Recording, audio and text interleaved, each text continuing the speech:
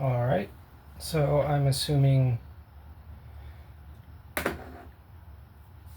in order to get a green belt, you don't necessarily have to gut a padlock. I didn't see that as a requirement. So I'm going to be gutting this small deadbolt with Schlage Keyway. All right.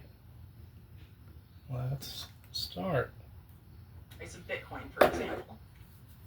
All right, we've already here in the opening minutes we put a lot of things on the table. I want to start now piecing them together into a worldview that somebody that doesn't have your depth of knowledge, where they can begin to understand how this all pieces together. So, me as somebody on the outside of this, I look at it. I'm way more worried about whether Republicans or Democrats get into office based entirely on what their economic policy is.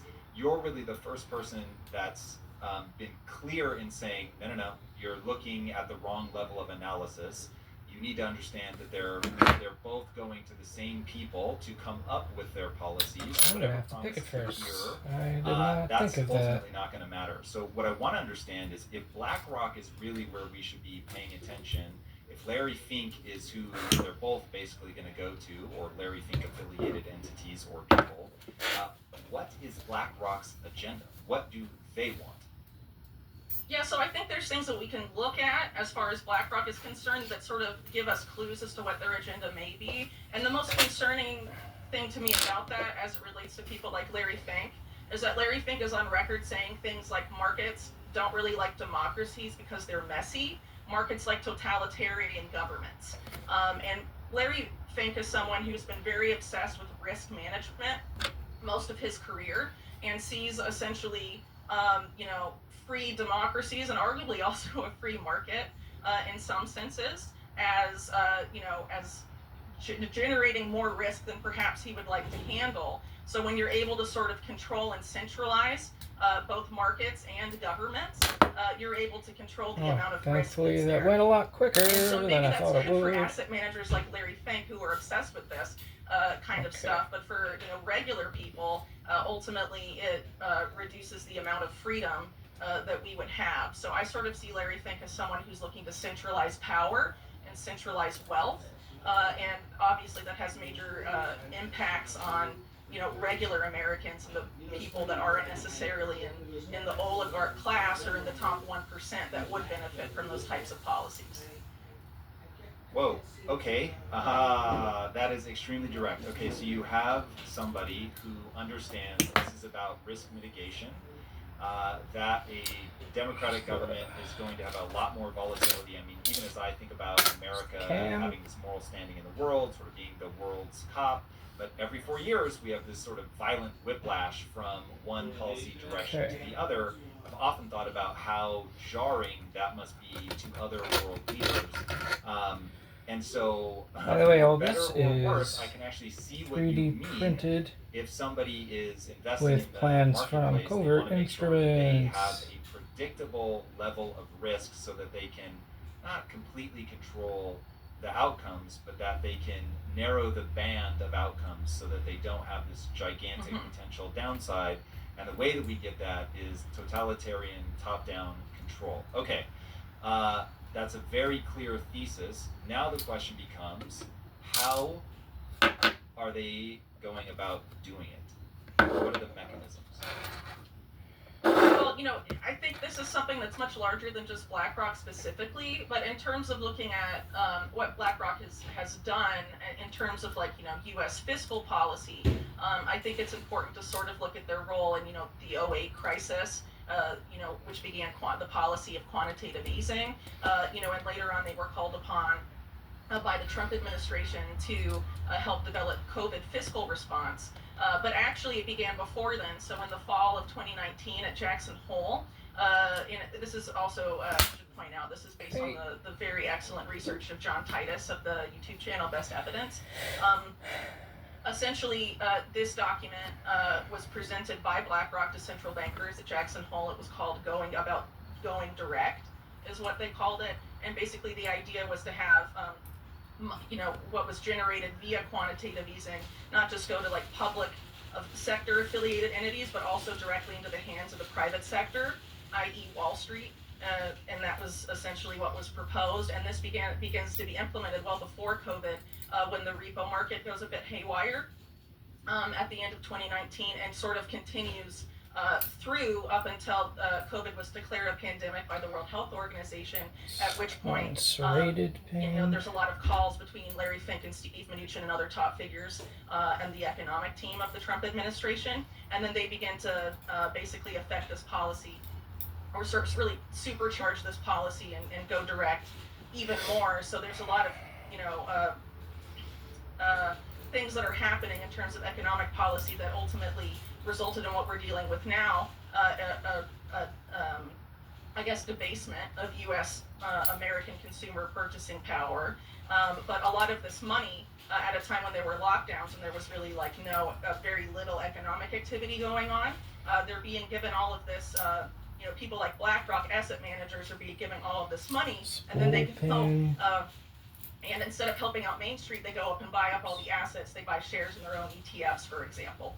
And basically what happened during COVID was a massive wealth transfer. And if you look at the statistics of it, the top 1%. And look at that Wendy's breakfast burrito. Fresh cracked eggs, seasoned potatoes, sausage. Gotta hand it to the tortilla. That sucker's holding on for dear life. The boss of breakfast, gotta be Wendy's. There's an art to making the complex feel simple. Everything has to work in perfect sync. Mercury powers all your financial workflows from the bank account, so you have the time to operate at your best. There's 6 Anytime key anybody asks me pins. what it's like to work at Verizon, I always tell them it started as a job that I went after. And then One later on it being progressed into a career. non-functional. Okay. Now it's moved to a passion that I hope to keep forever. Now let's reassemble. Did not. Maybe some people got stimulus in that, but a lot of the consequences downstream of those policies have resulted in this inflationary situation we're in, and a lot of other economic issues that people are dealing with. And so BlackRock sort of, I would argue, oversaw these wealth transfers sort of to the benefit of Wall Street and not Main Street. And it seems like if there is another crisis coming down the pike, which it seems there is, BlackRock is likely to do essentially the same thing, whatever policy they help design. And it really should be a point of public discussion why BlackRock has so much influence over what the Treasury Department does or what the Federal Reserve does. And really, as far as U.S. COVID fiscal policy is concerned, which, by the way, even though that was started under Trump, a lot of this continued through into the Biden administration, who, again, Biden's top economic people are former BlackRock executives. Why is this particular asset manager on Wall Street so embedded with the development of U.S. fiscal policy, which at times when that fiscal policy is meant to help regular Americans, it has not been doing that when BlackRock is involved. And really, this is something that most Americans don't even know happened, All right, so this is begging a really interesting question, which is the idea of going direct sounds awesome. Like if I'm an individual person and you're going to do quantitative easing, which for anybody watching this that doesn't know that, it's printing money. You're injecting money into the system, yay. Which is actually terrible. I have a whole thing on that. We'll get to that later. But just for now, so the Fed is printing money, it's putting it into the system. Now, putting it into the system via treasuries or bonds, that's lame, because ultimately that the people that hold those assets, they get richer. The average person does not hold those assets, and therefore you're bypassing the middle class, let's call it, the average person.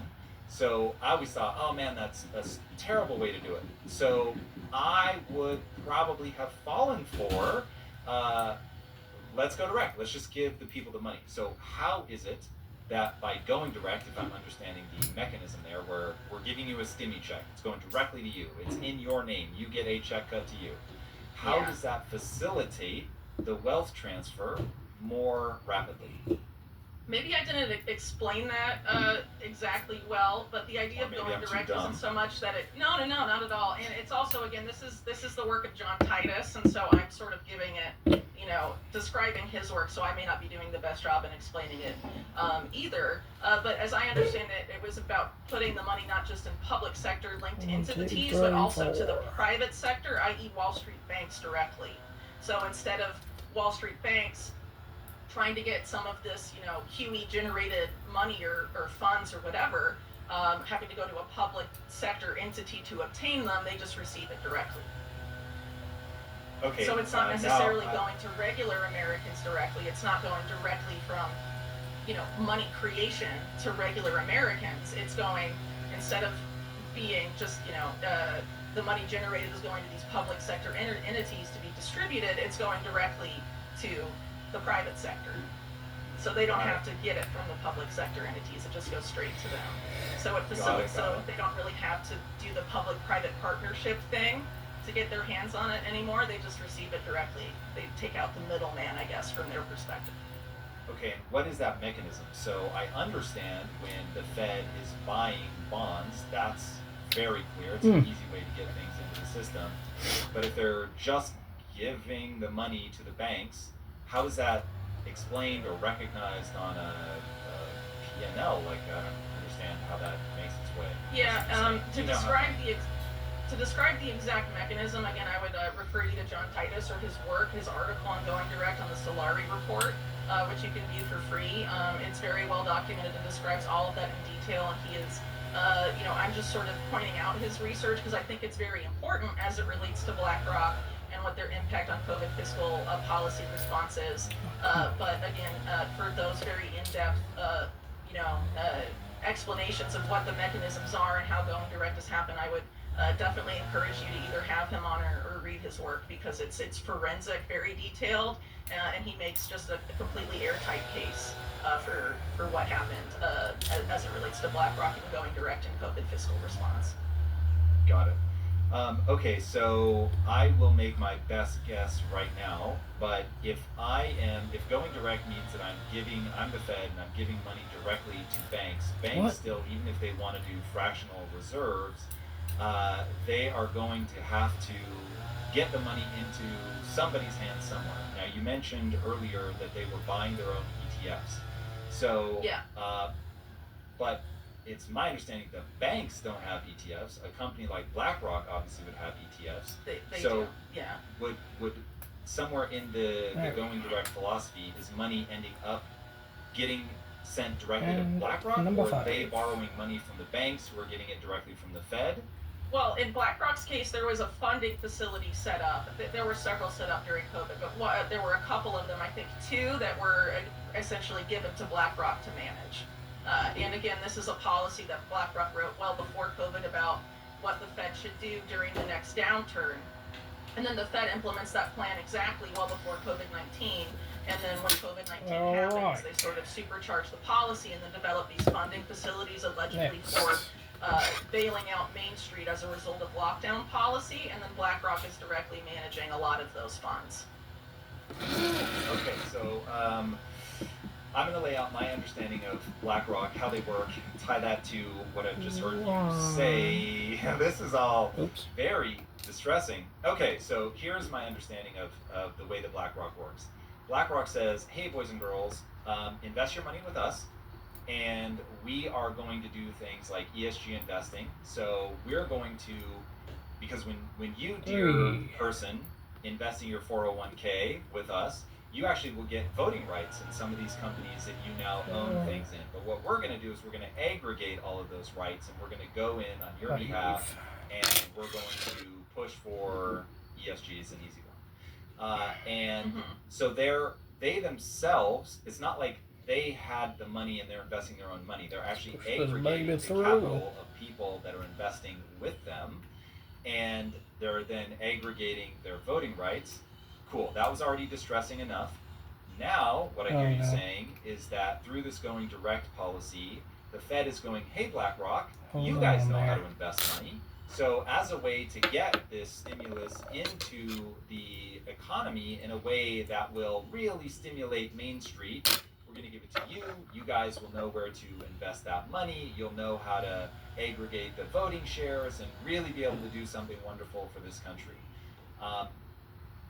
Now, if BlackRock were doing something wonderful for this country, we'd be in great shape. But if BlackRock is doing something that isn't wonderful, we're now in a really bad spot. Do I have the gist of this correct? Yeah, I would say that's fair. And I think now it's perhaps different than in times past where you have, in the case of Trump, Larry Fink used to be, Trump's personal money manager. And, Trump is on record saying that Larry Fink made him a very large amount of money as a result of that partnership. And then in the case of Biden and Kamala, you have, basically their economic policy, Bidenomics, or what will become Kamalanomics or whatever, essentially being designed by former BlackRock executives as well. So, if this is what they did during COVID, we can look at, the other things that BlackRock has done as it relates to U.S. fiscal policy in the past. It seems like that's what we can expect, regardless of who wins in November. If the next 4 years brings us some sort of economic crisis, which it seems likely that there will be some sort of economic event. You have people like the former Speaker of the House, Paul Ryan, saying that it's very likely the next president is going to deal with the U.S. government debt crisis, for example. So, this isn't something I'm just speculating on. There's like major politicians that say we should very much expect some sort of economic crisis to come on the scene over the next 4 to 5 years. And with, since there with is Trump not having a a key policy to record operate of putting this BlackRock at the helm when there is a and prove that economic it crisis, actually works, and then Kamala and Biden, having guess BlackRock run their economic I'm supposed policy. to pick it. Either way, this is an really entity know. that we should be looking at and scrutinizing, because it's very likely they will be developing the fiscal response Hopefully I can once do it as again quick as the to first whatever that time. crisis is. And they don't have our best interests at heart. Yeah. All right. So if you had to look at the outcome of the system that's being used right now, which again, even for my own sake, just to recap, a crisis happens. There's a debate to be had as to whether there should be a response or not. But right now, the MO is a crisis happens, the Fed steps in to stabilize the market. Why do people use Kayak to compare hundreds of travel sites at once? I like to do things myself. I mean, what kind of connection would I have with the salmon if I bought it at the supermarket? Kayak. Search one and done. So excited to be making the switch joining the Philips Sonicare family. I recently switched from my manual toothbrush to the Philips Sonicare. You know when you step out of a dentist and you feel like squeaky clean? That's how I feel every time I strut out of my bathroom.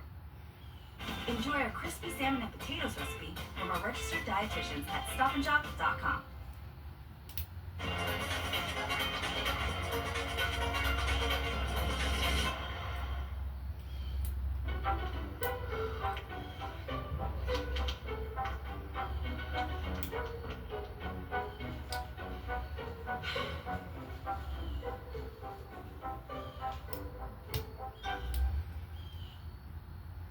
That they've started now getting that money into the hands of quote-unquote Main Street is by using BlackRock to quote-unquote know how to best direct that money, and they are, again, just judging it by the outputs of the system.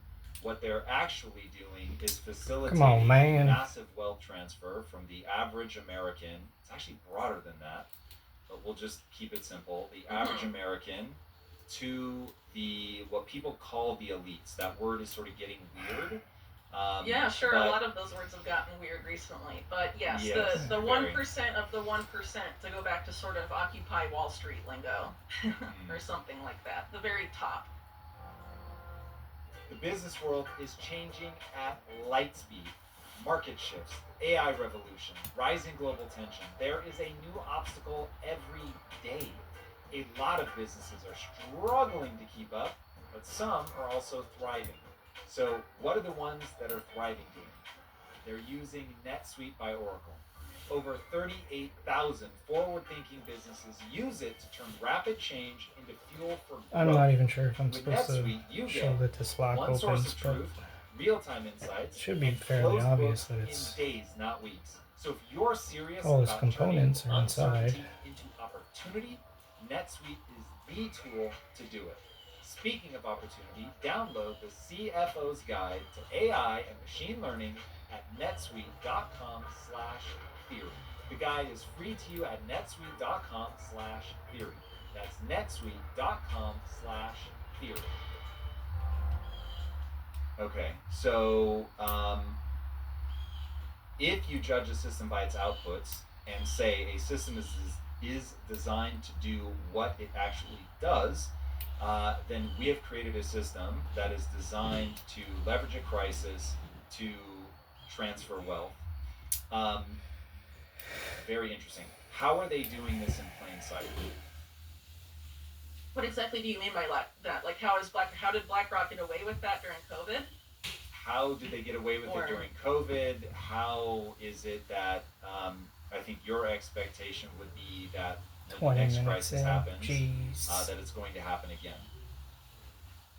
Yeah, well, I think when a crisis is happening, people tend to have emotional responses and tend to be coming from a place of fear.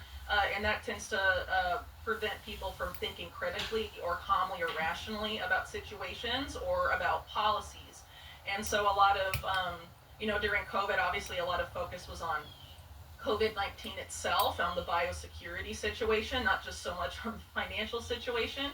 But for example, if there was a major crisis going forward that would greatly impact Americans' ability to engage in economic activity or have their purchasing power, close to wiped out or something, I think you would see a lot of people really beg for any policy response. Solve this crisis now, we need something, and not really have people think about what is the best policy response to this kind of crisis. People aren't going to think calmly and bring everything to the table, and it's very unlikely there will be some sort of calm, open public debate about it. Generally what happens is that the government says people are scared and emotional, they clamor for some sort of solution from the government, and the government offers some sort of solution. All right. And like with COVID-19, BlackRock anticipated the next downturn about a month before the Let me repo know market if started going that's haywire, enough moving for to a central green bankers. belt. This is the policy Thank you. you should